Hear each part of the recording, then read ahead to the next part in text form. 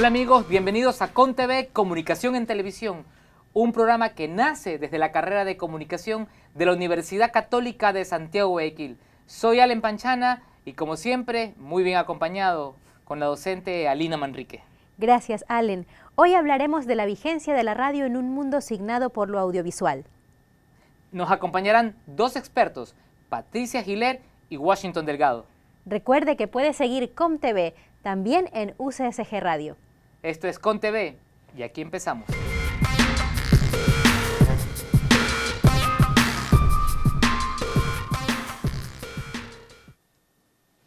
Y ahora en ComTV le damos una cálida bienvenida a Patricia Giler, periodista, radiodifusora y directora de noticias de CRE. Y también a Washington Delgado, una autoridad en radio, el presidente de Airguayas. A Patricia le preguntamos, ¿cuáles son las posibilidades de la radio en un mundo que aparentemente está dominado por lo audiovisual? Bueno, gracias antes que nada por la oportunidad. En realidad yo creo que la radio existirá mientras exista sonido. El sonido es infinito y por lo tanto yo creo que la radio, cambiando simplemente el formato físico, porque podemos recordar las radiolas, podemos recordar los inmensos equipos de sonido, hasta las iPods, podemos de alguna u otra manera, y yo creo que eso solamente es una cuestión física, de forma, pero la radio, como el arte de la palabra, del sonido, del entretenimiento, de la información, a través del sonido, va a existir siempre y se va a ir adaptando a las tecnologías. Washington, ¿cuál es la magia que mantiene a la radio con audiencia? ¿Cuál es la magia que la mantiene viva? Hay algunos factores, ¿no? A propósito, un gusto estar aquí con Patricia, de tanta experiencia, también Alina. El tema es que la radio siempre seguirá siendo de amplia cobertura. Muchas veces esa magia uno no sabe quién le está escuchando, en qué lugar, ¿verdad? Y en todo momento. Luego viene esa confianza, esa intimidad que la radio puede ingresar a cualquier lugar, en el hogar, en el vehículo, en todos los lugares. La inmediatez y también la actualidad, es decir, a través de la radio esa facilidad de poder llevar la noticia del minuto, del segundo, sin mayor preparación, si se quiere. Y justamente todas las tecnologías modernas se han incorporado a la radio porque la radio las está utilizando. Es decir, no han sido desplazados lo que es la noticia a través de la radio, más bien la radio los ha incorporado. Sin embargo, y ya que estamos hablando de periodismo de Washington, quisiera preguntarle a Patricia, si el periodismo sigue vivo a través de la radio, ¿por qué las redacciones de la radio son tan reducidas? ¿Por qué vemos, o escuchamos, mejor dicho, para hablar con propiedad, por qué escuchamos tantas radios que leen el periódico? Yo creo que lo que es una ventaja, o lo que en su momento fue una ventaja, como decía el ingeniero Delgado hace un instante, la inmediatez, tal vez el no tener que preparar tanto y la posibilidad de improvisación, nos ha jugado en contra.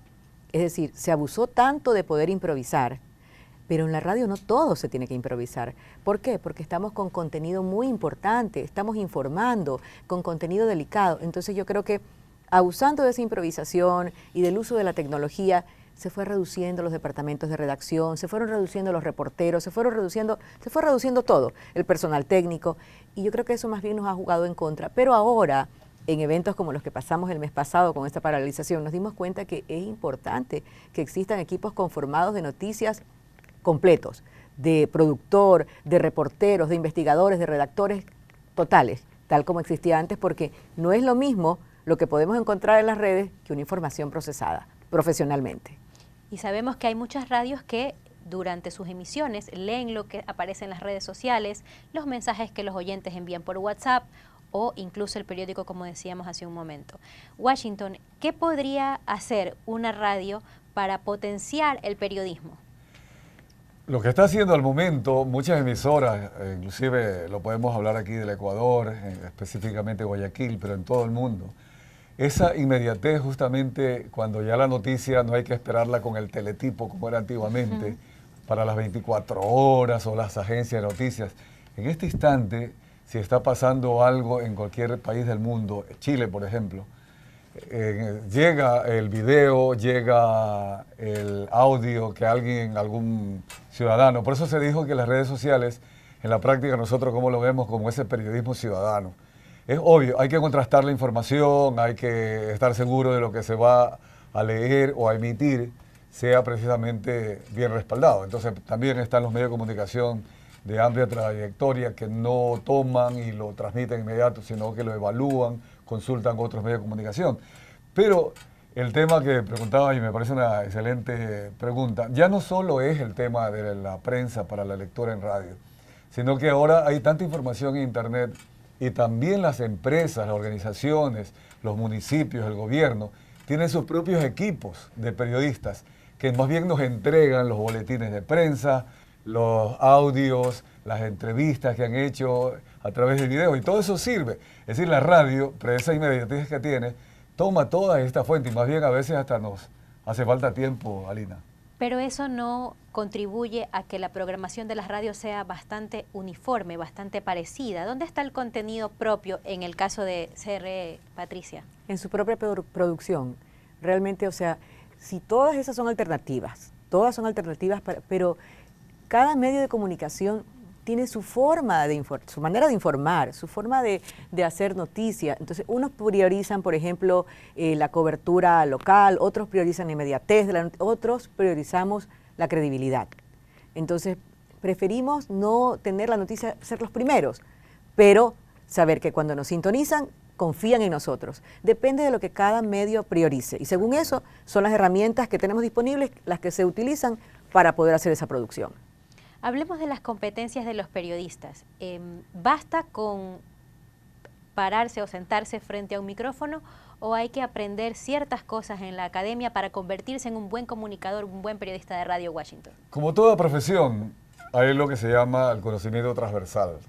Eso indiscutiblemente toda profesión lo tiene, el periodismo lo necesita, tiene que saber de economía, tiene que saber de la parte política, de derecho, de todo, para estar bien informado, ¿verdad? E interpretar la noticia.